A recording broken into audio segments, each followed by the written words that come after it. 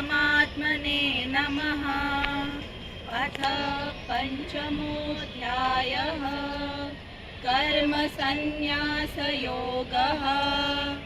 अर्जुन उवाच सन्न्यासं कर्मणां कृष्ण पुनर्योगं च शंससि यच्छ्रेय एतयोरेकं तन्मे ब्रूहि सुनिश्चितम्।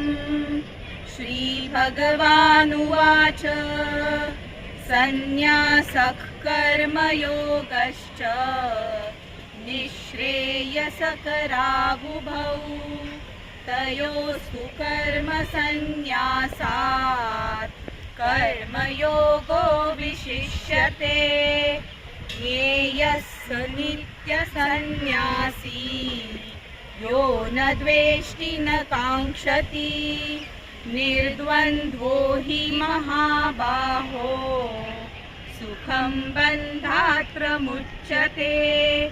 सांख्ययोगौ पृथक् बालाः प्रवदन्ति न पण्डिताः एकमप्यास्थितः सम्यक् उभयोर्विन्दते फलम्।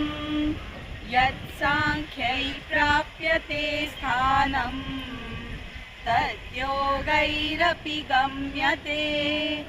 एकं साङ्ख्यं च योगं च यः पश्यति स पश्यति।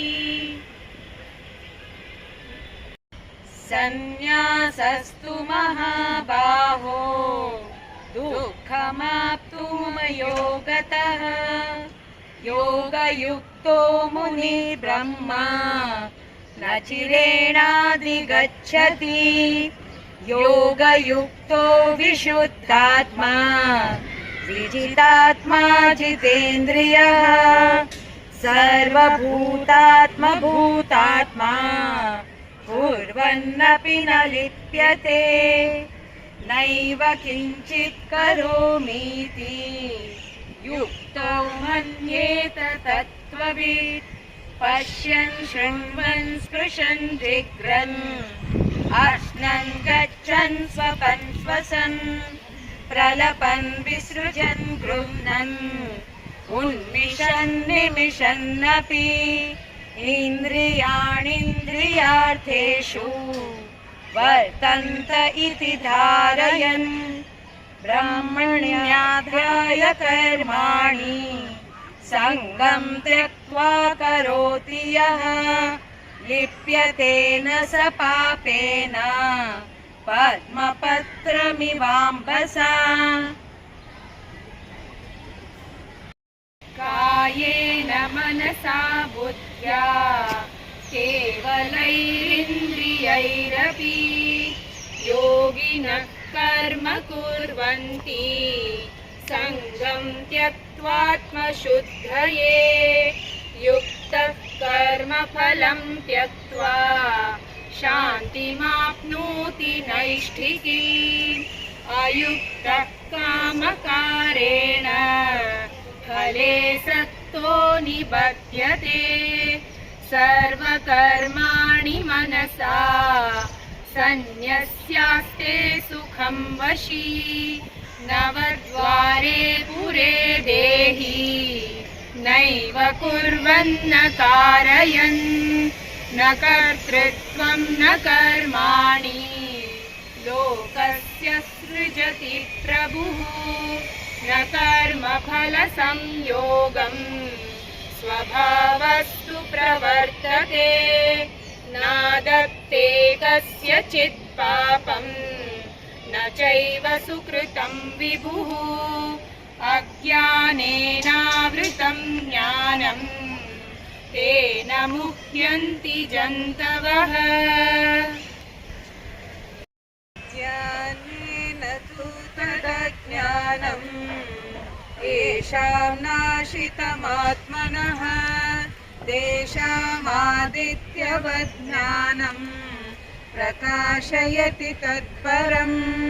तद्बुद्धयस्तदात्मानः तन्निष्ठास्तत्परायणाः गच्छन्त्यः पुनरावृत्तिम् ज्ञाननिर्धूतकल्मषाः विद्या विनय संपन्ने ब्राह्मणे गविहस्तिनि शुनि चैव श्वपाके च पंडिता समदर्शिनः इहैव कैर्चितः सर्गः येषां साम्ये स्थितं मनः निर्दोषं हि समं ब्रह्म तस्मात् ब्रह्मणि ते स्थिताः न प्रहृष्येत् प्रियं प्राप्य नोद्विजेत् प्राप्य चाप्रियं स्थिरबुद्धिरसम्मूढः ब्रह्मविद् ब्रह्मणि स्थितः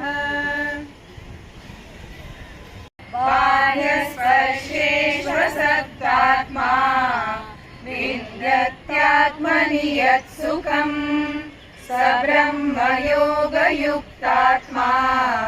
सुखमक्षयमश्नुते ये हि संस्पर्शजा भोगाः दुःखयोनय एव ते आद्यन्तवन्त कौन्तेय न तेषु रमते बुधः शक्नोति हैव यः सोढुम् प्राक्शरीरविमोक्षणात् कामक्रोधोद्भवं वेगम् स युक्तः स सुखी नरः योऽन्तः सुखोऽन्तरारामः तथान्तर्ज्योतिरेव यः स योगी ब्रह्मनिर्वाणम् ब्रह्मभूतोऽधिगच्छति लभन्ते ब्रह्मनिर्वाणम् ऋषयक्षीणकल्मषाः छिन्नद्वैतायतात्मानः सर्वभूतहिते रताः कामक्रोधवियुक्तानां यतीनां यतचेतसाम् अभितो ब्रह्मनिर्वाणम् वर्तते विदितात्मनां स्पर्शान् कृत्वा बहिर्बाह्यान् चक्षुश्चैवान्तरे भ्रुवोः प्राणापानौ समौ कृत्वा नासाभ्यन्तरचारिणौ यदेन्द्रियमनोबुद्धिः मुनिर्मोक्षपरायणः विगतेच्छाभयक्रोधः यः सदा मुक्त एव सः भोक्तारं यज्ञतपसां सर्वलोकमहेश्वरम् सुहृदं सर्वभूतानां ज्ञात्वा मां शान्तिमृच्छति। ॐ तत्सत् इति श्रीमद्भगवद्गीतासु उपनिषत्सु ब्रह्मविद्यायां योगशास्त्रे श्रीकृष्णार्जुनसंवादे कर्मसन्न्यासयोगो नाम पञ्चमोऽध्यायः। हरि ओम् श्रीगुरुभ्यो नमः। हरि ओम्।